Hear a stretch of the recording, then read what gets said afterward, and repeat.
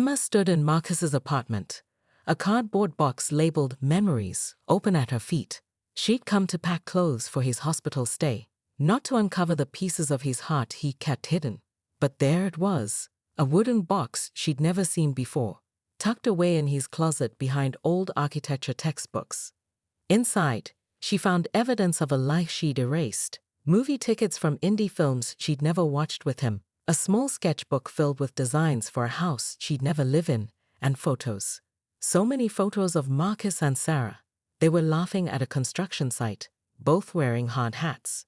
Sarah sleeping on his office couch, surrounded by blueprints. Marcus kissing her cheek at what looked like a sustainability conference. At the bottom, wrapped in tissue paper, lay a velvet box. Emma's hands trembled as she opened it, revealing a custom-designed engagement ring.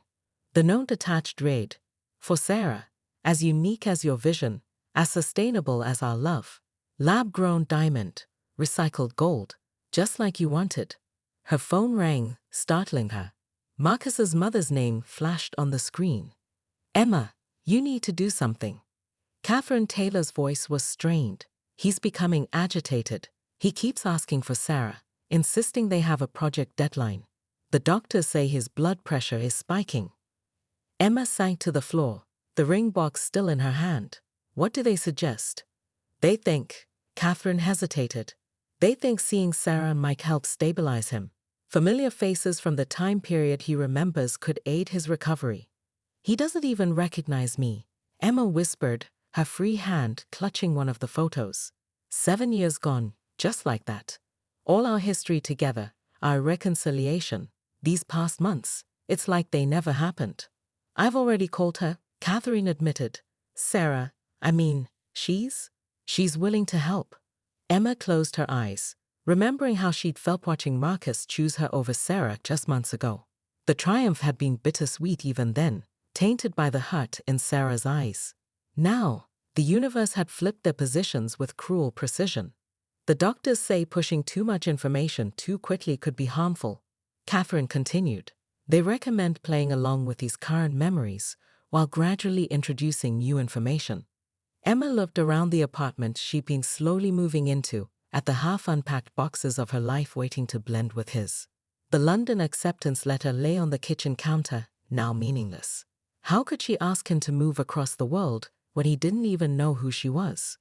"I'll be there in 20 minutes, Emma said, carefully placing the ring back in its box.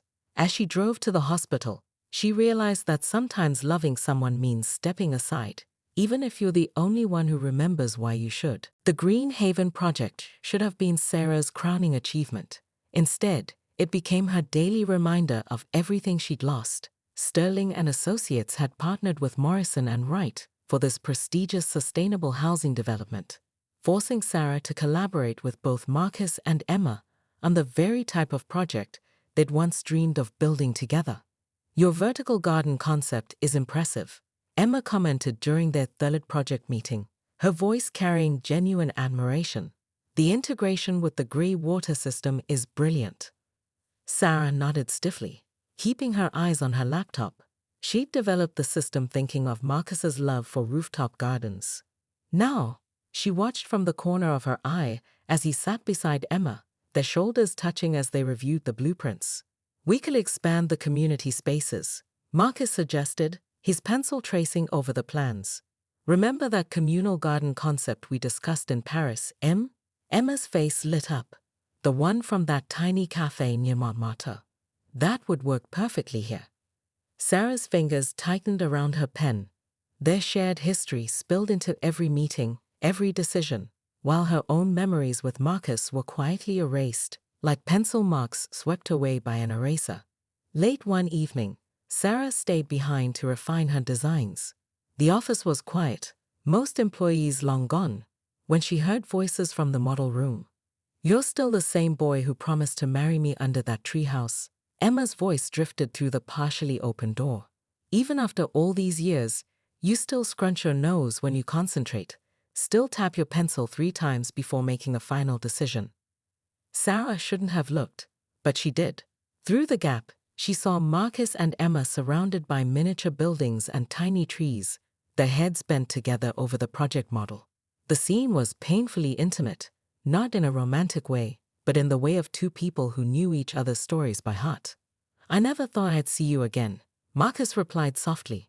"When you left for Europe, I had to chase my dreams," Emma said, "but maybe they led me right back where I was supposed to be."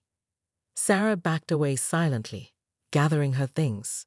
As she waited for the elevator, her phone buzzed with a text from Marcus. "The changes to your design are brilliant. You've really elevated the whole project. Professional, polite, like they were just colleagues who had never shared dreams of their own sustainable home, never spent nights discussing the perfect balance of innovation and comfort, never planned a future together." That night, Sarah stayed up late, completely redesigning her part of the project. She poured every ounce of pain and determination into the plans, creating something so uniquely hers that it would be impossible to mistake it for a collaboration. If she had to lose Marcus, she would at least make sure her work stood as a testament to her own strength, not their shared dreams. The hospital's therapy garden was a poor imitation of the sustainable spaces Sarah and Marcus once designed together, but it was all they had. She watched him shuffle along the stone path, his hospital gown replaced by sweatpants and a t-shirt that hung loose on his frame. Even injured, his architect's eye caught details others missed. "They should have angled these benches toward the morning sun," he observed, lowering himself carefully onto one. "Better light distribution throughout the day." Sarah smiled, remembering similar conversations over countless project blueprints. The shadows would be interesting too, creating natural patterns on the walkway. From the garden's entrance, Emma watched their interaction, her fingers gripping her coffee cup too tightly. They'd worked out a careful choreography over the past week. Emma would step away during Sarah's visits, giving them space while staying close enough to intervene if Marcus's memories started to overwhelm him. "Tell me again about the Green Haven project," Marcus requested, his voice stronger than yesterday. "I keep having these fragments, but they don't quite fit together." Sarah sat beside him, maintaining a careful distance. "What do you remember?" "The vertical gardens, something about grey water systems." His forehead creased with effort. "But then there's this other design that feels wrong somehow. Something about Paris and community spaces." Sarah's heart clenched. He was remembering both versions, his work with her and his later modifications with Emma. The doctors had warned about this, about memories bleeding together, creating confusion. "Marcus," she began gently, "what's the last clear memory you have of us?" He turned to her, his eyes bright with certainty. "We were finalizing plans for our house, the one with the rooftop garden and solar panels." His hand moved toward hers, but she subtly shifted away. "Sarah, why do you do that? Why do you keep pulling back?" From her position at the entrance, Emma took a step forward, then forced herself to stop. This was Sarah's moment to navigate. "Because things have changed," Sarah said softly. "The memories you have, they're real, but they're not current. There's more to the story." "Then tell me," he pleaded. "Everyone keeps dancing around it. The doctors, my mother, that woman who looks at me like I'm breaking her heart." He glanced toward Emma, then back to Sarah. "I feel like I'm living in a house where all the rooms have been rearranged, but nobody will give me the new floor plan." Sarah looked at Emma, seeing her own past pain reflected in the other woman's eyes. The truth would hurt him, but this limbo was hurting everyone. "Okay," Sarah took a deep breath. "But we need to take it slowly. Like when we design a building, we start with the foundation and work our way up, one story at a time." Sarah Chen's fingers traced over the creased yellow paper, her eyes scanning the cryptic message once more. The handwriting was elegant but hurried, as if the writer had scribbled it in a moment of urgent confession. She'd found it tucked into the back of her new desk drawer at Sterling and Associates Architecture, where personal belongings often lingered like ghosts of employees past. "If you're reading this, you've taken my old position. Watch out for Marcus Taylor. He'll steal your heart in the meeting room." She should have thrown it away. Instead, she slipped it into her leather portfolio, dismissing it as office drama from her predecessor. Sarah hadn't spent 6 years building her career at Singapore's top firms to get caught up in workplace romance rumors on her first day back in America. The conference room buzzed with anticipation as the firm's partners gathered for the quarterly project presentations. Sarah adjusted her blazer, her portfolio containing the sustainable housing designs she brought from overseas. As the newest senior architect, she needed to make an impression. The Green Initiative proposal will be presented by Marcus Taylor, announced Richard Sterling, the firm's founding partner. Sarah's attention snapped to the front of the room as a tall figure stepped forward. Marcus Taylor didn't match the image of the heartbreaker the note had implied. His presentation style was earnest, passionate, focusing on community impact rather than just aesthetics. When he spoke about incorporating living walls and renewable materials, his eyes lit up with genuine enthusiasm rather than rehearsed charm. "We can't keep designing like we did 20 years ago," Marcus argued, his voice carrying conviction. "Every building we create today shapes the world our children will inherit tomorrow." Sarah found herself nodding, her own portfolio suddenly feeling heavy with similar ideas. "What about a rooftop garden?" Sarah suggested, her tablet displaying the 3D rendering of their future home. Curled up on Marcus's office couch after hours, they'd spent weeks perfecting the design of what they hoped would be their first home together. 8 months of dating had evolved into shared dreams of sustainable living and modern aesthetics. Marcus leaned closer, his coffee breath warm against her cheek. "Perfect.